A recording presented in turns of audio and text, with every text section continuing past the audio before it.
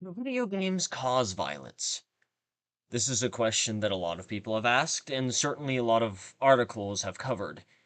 And this will be a criticism of those articles that claim that video games cause violence. Now, they use something called cultivation analysis theory, but what is that? Cultivation analysis theory states that heavy exposure to media cultivates an illusory perception of reality, meaning people who play video games see reality in a different way, and that causes them to commit violent acts. But I would argue that it's something else. It might simply be uses and gratification.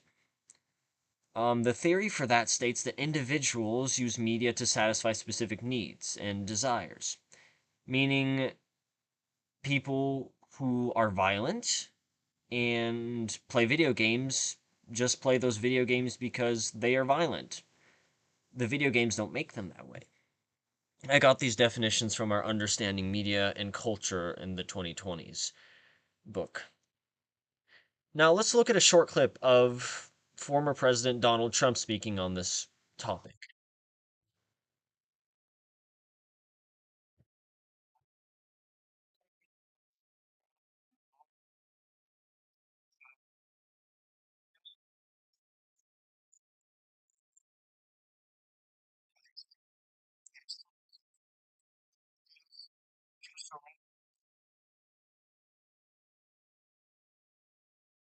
So, we can see that even former President Donald Trump talked about this, which means it must be a pretty big issue.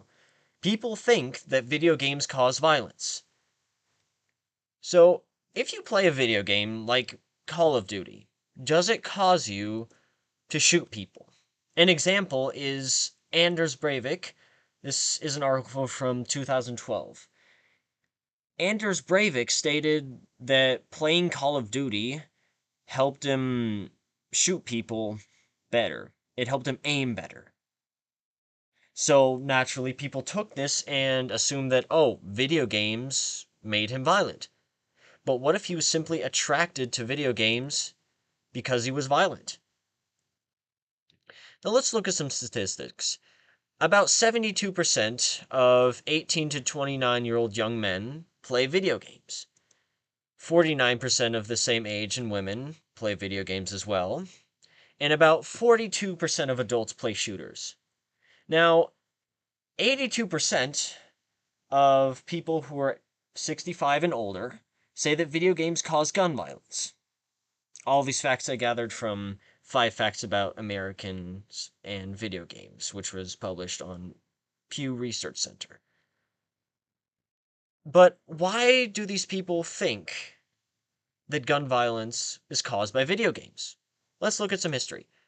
So, back in the 90s, that's when we started getting more violent video games like Doom and Wolfenstein. And today they have counterparts and sequels that have better graphics and are much more violent. Here is a graph showing the rise of video game sales. I got this from the Incomplete History of Video Game Sales from Medium. This was published in 2016. Now, if we look at this, we can see that around in the 90s, when these video games became popular, it started going up. So, if video games do indeed cause violence, this would probably mean that since the 90s, shootings would have gone up. Murder would have gone up. A lot of things would have been worse because video games have become more popular. That's not exactly the case.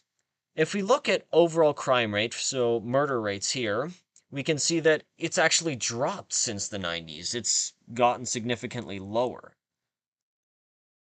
However, firearm related murders have been roughly the same. There have been spikes, there have been drops, but in the 90s it was already on a rise before these video games came out. So there doesn't seem to be a specific connection. And if we look at overall crime, murder since 1991 has dropped 45%, rape has dropped 30%, robbery 62, and assault 42%. That's a lot of drops in crime rate. I got all these statistics from the U.S. murder rate. Is up, but still far below its 1980 peak from 538. So let's look at an outlier. If we look at video game sales, these are the top countries: the United States, China, Japan, South Korea, Germany, United Kingdom, France, Canada, Italy, and Mexico. Now, let's look at firearm-related deaths per 1,000 in these countries. The US has had 10.72, Japan has had 0.08, South Korea 0.09, Germany 1.21, UK 0.23, France 3.15, Canada 2.2, Italy 1.34, and Mexico 16.9. Now, besides Mexico, the US is the highest here. And that says something. If these two things were indeed related, I feel like Germany, South Korea, Japan, UK, they would have a lot higher firearm-related deaths. But they don't. So perhaps it's a problem with the US itself. Now, this first video game sales graph I got from an article called Top Countries and Markets by Gaming Revenues on Newzoo. The second I got from Gun Deaths by Country for 2024. So, in conclusion, I believe that there's no strong link between video games and gun violence, and that it's a larger societal issue within the US, that it can't be directly related to video games, and that we need to figure out indeed what is causing this and how we can solve the problem. But I do not believe that video games are the problem.